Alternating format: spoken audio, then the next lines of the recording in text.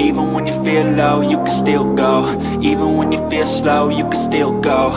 Even when there's no hope, you can still go. I never answer to no, man, I still go.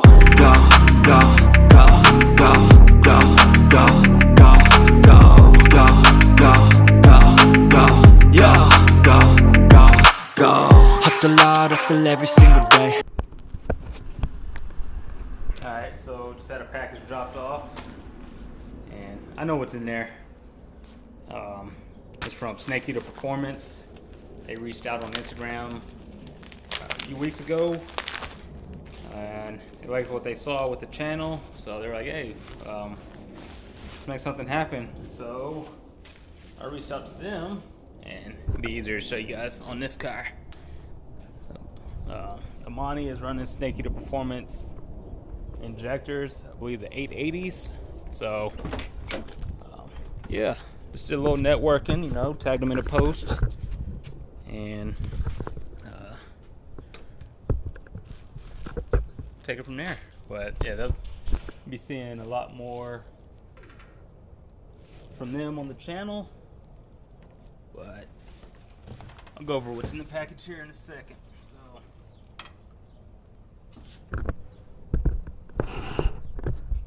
Let's do it this way.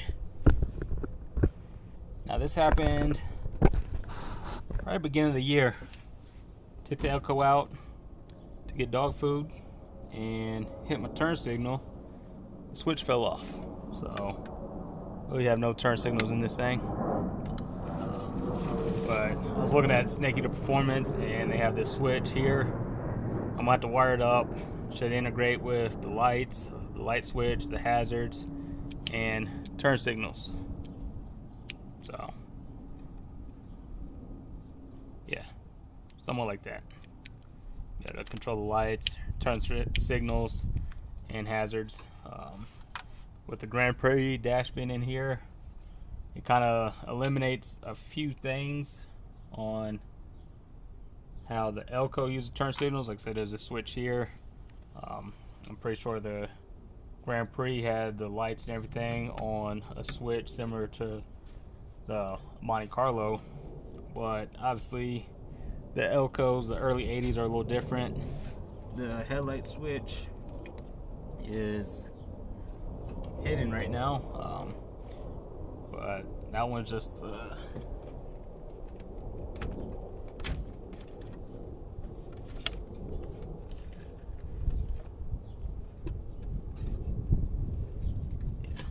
here it goes.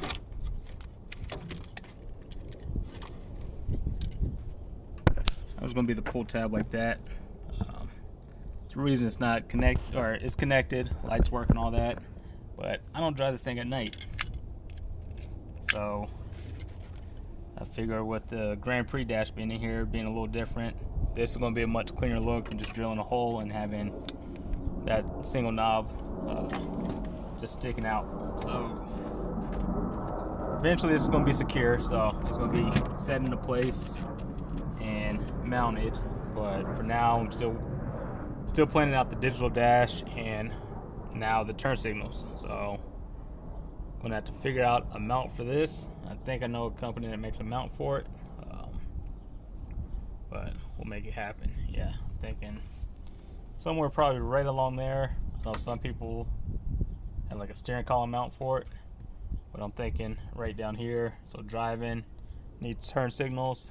It's in arm's reach. Be able to hit my turn signals, control my lights, my hazards, everything from this little switch right here. So I'm not gonna wire it up just yet. Just want to give you guys an idea on what I'm gonna be doing. I told them I was make a video, installation video, probably when I get back from the Gbody Classic. So when I get back, this will be one of the things on the checklist. So the Elko will finally be a little more roadworthy, have some turn signals, and a headlight switch that is a little more user friendly, and the hazards too. Tell you the truth, I forgot where the hazard switch is for this thing. I think it used to be, I think it's on the side. Yeah. So, right there.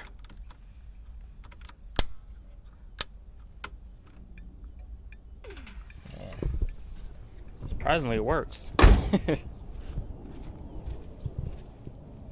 a little bright out here.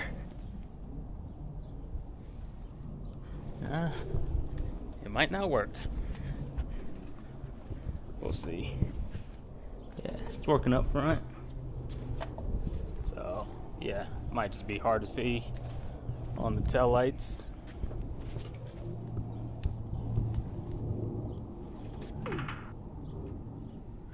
I'm not sure about those. So, we'll see. I know I have tail lights and everything, but not a bad place for it, but it would be nice just to have everything integrated in there. I don't think I have a part number on it just yet, but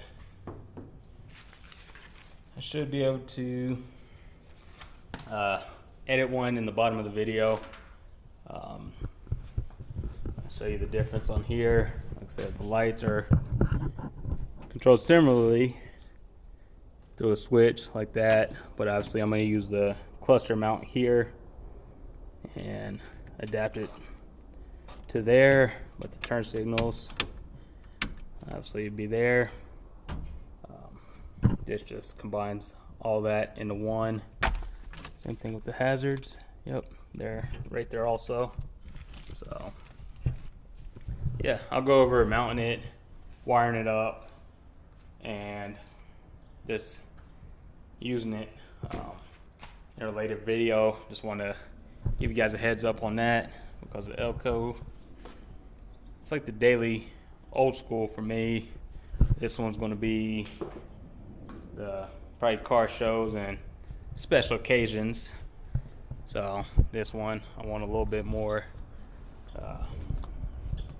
road legal, be able to let people know when I'm turning, even though they don't need to know my next move. But yeah, we'll be working on a discount code with them. I believe 10% off. It'll probably be Dash's Garage, so probably won't upload this video until I'm sure. But yeah, Snake Eater Performance.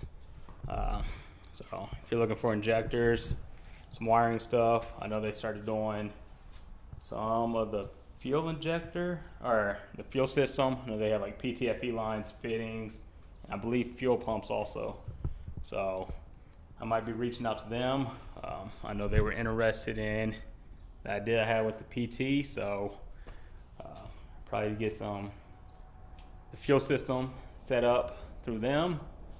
And I was debating on swapping out the intake on the Elko, so if I swap that out, probably gonna need some injectors also. So it's definitely nice to be working with them. I'll let you guys know how this switch goes that way, and just stay tuned.